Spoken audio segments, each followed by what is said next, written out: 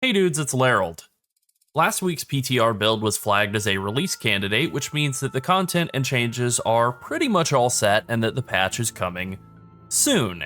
So patch 11.1 is a pretty big content patch. It has a pretty fun raid, a beautiful new zone, and some big changes to Mythic Plus that we've already talked about in our last video and are very excited about. This is just in general an exciting time in the WoW patch cycle.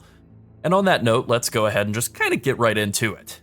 So let's start with date speculation, and as for exactly when it is, we don't know with 100% certainty, at least not yet. Maybe by this time tomorrow they'll come out and tell us, but we don't know. That wouldn't surprise me though. Now I would prefer if Blizzard just gave a firm release date like 6 weeks away so that we could plan accordingly, but they don't, so here we are. I have heard some rumors as to when the release date might occur, but I was told 2 different dates in those rumors, so that kind of undermines the quality of all of that information. You can't really have 2 answers to the question, when is the patch, right? I don't know why people would go on the internet and lie, but I'm just going to discount any leaks or rumors as unreliable. They could be right by accident, but I'm just going to go off of actual data. And that gives us 3 real pieces of evidence to consider. So the first would be the 8-week patch cycle, the second would be the WoW 2025 roadmap, and then the third would be turbulent time waves. So starting with the 8-week patch cycle, Blizzard has done a pretty good job of adhering to an 8-week patch cycle since Dragonflight. I have my whole spreadsheet here, my big spreadsheet of previous patch cycles, and since Dragonflight, right here, the pre-patch, and then Dragonflight 8 weeks, 6, 10, and then 8, 8, 8, 8, 9, 6, 10, 5 for a pre-patch, 8, 7, 8. They're doing a pretty good job of staying pretty close to that. That sounds pretty good, right? Well, as of the time that we're releasing this video, that would mean the patch is tomorrow.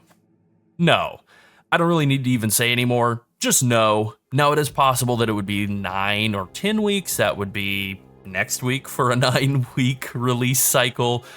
I still think that's in the no way Jose territory for me. It's too close, but 10 weeks is definitely possible, and that would be February 25th, at least here in the US.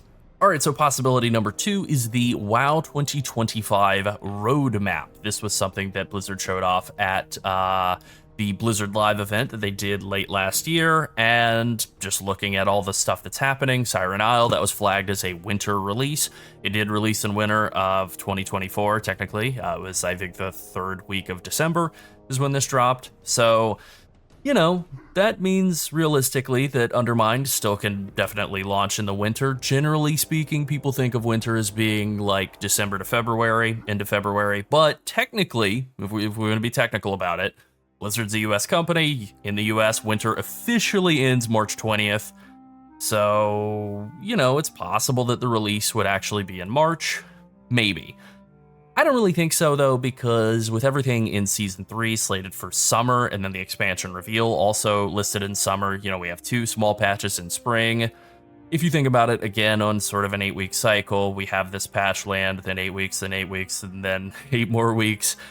It kind of doesn't work out, right? If they push this patch all the way back by an entire month, like mid-March as the release date, that puts everything else back by another month as well, and that eats into them getting World of Warcraft Midnight out in time, which then pushes further on to The Last Guardian, and so on. So I do think it will be out this month, just not tomorrow.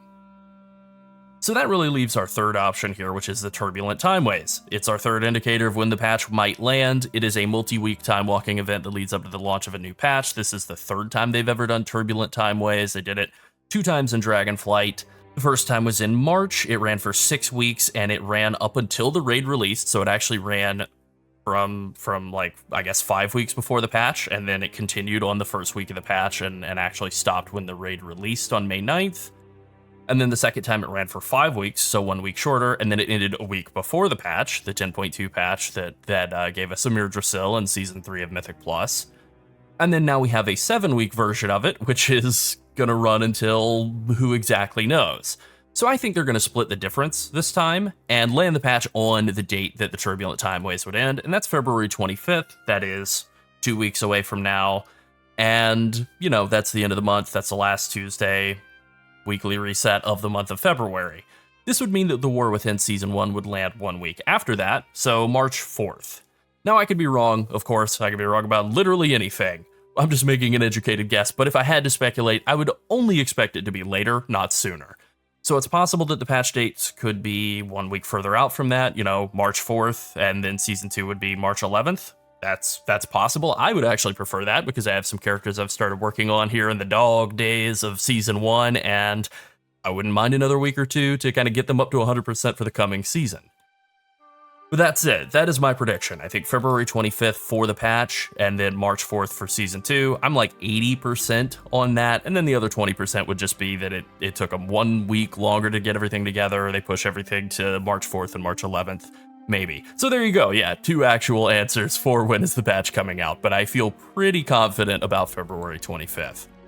And if I look back at the spreadsheet here, that would still put them on a 10-week patch cycle for this last patch, which is within the range that they've established for themselves over the last couple of years, really since, I guess, October of 2022, pretty much, or November of 2022 with the launch of Dragonflight. They've pretty much done everything in a range of a couple of spots where they dropped all the way down to 6 weeks, but mostly 8 to 10 weeks pretty consistently, and I think that's exactly what we're going to get here.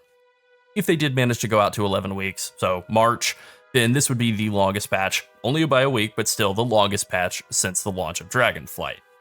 And on that subject, I've got a question for the class here before we move on. Do you like the 8-week patch cycle? For very hardcore WoW players, people who only play WoW and always want more of it, we've heard that they really like it. We also have heard from more casual players, quite casual players, that it's kind of nice because it always feels like there's something new to experience every time they log in. But for the people in between, people who play a good amount of WoW, but then also play other games, opinions are more mixed. For the two of us here at the channel, neither of us are huge fans of the current 8-week patch cycle approach. A lot of the content added in these minor patches feel like chores or collection minigames. For example, upgrading the ring on the Siren Isle, or upgrading the ring on the Forbidden Reach, or running 1,000 time rifts for transmogs. Small patches are a chance to keep the game fresh for players. That's the premise that Blizzard has given, and it's a good one.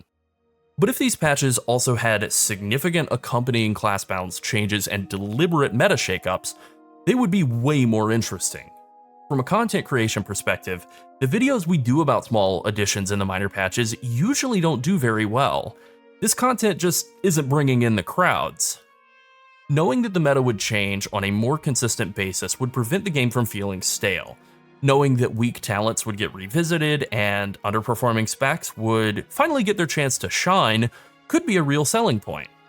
Players would want to roll new characters or go back to old ones. This is something Blizzard should be doing with the 0.5 or 0.7 patches, or both, and failing to do so as a consistent policy feels like a huge missed opportunity.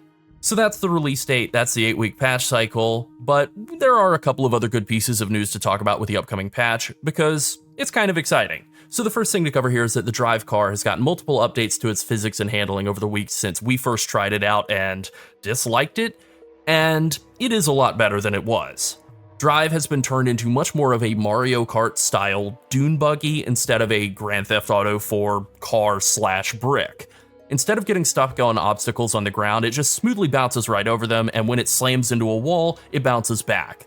This means you almost never get stuck in walls now. That was the biggest problem with the car by far, and it has been solved. The steering also just feels a little bit better than it used to. So in terms of the driving experience, it's a lot better. The one thing that has left kind of a coughed, syrupy taste in the mouth is that we were told the reason we could absolutely not have flying in the zone is that it just wasn't possible. The area is too tight, the buildings are too close together, and just look at it. Come on now. If there was a technical or time-related reason to not make the zone flyable, okay, I guess, but don't lie to us. We're gonna know. I mean, look at the sky above the Undermine here. There's room to fly there. Come on. So if the sales pitch for the car didn't have that stink surrounding it, it would be better. But as it is, it's okay. It's not terrible. Don't hate it. Don't really want it to be anything that lasts beyond the patch either. It's mid, but mid compared to where it was before is a huge improvement. But wait, there's another good piece of news that's entirely positive. Blizzard has finally figured out what they want high-level delves to be.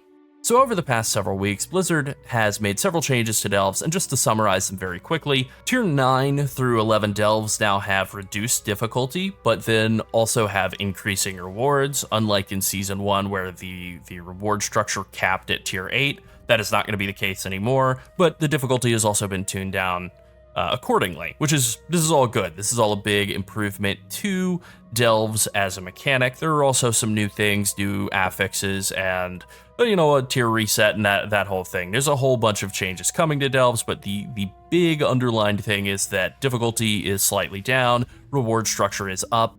One of the biggest changes that has been made is that you're able to get quite a lot more crests out of delves. You can get up to 13 crests from an 11, as opposed to 2 that you would get in Season 1. That is a pretty significant increase in terms of reward.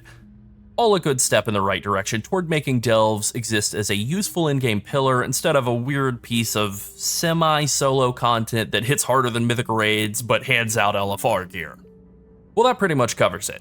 Patch 11.1 is coming pretty soon, and we're excited about it.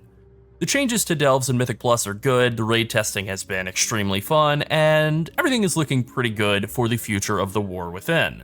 Be sure to like and subscribe if you enjoyed the video and want to see more like it. And if you want to support us even further, consider becoming a channel member. Alright, that's it. Thanks for watching. Bye.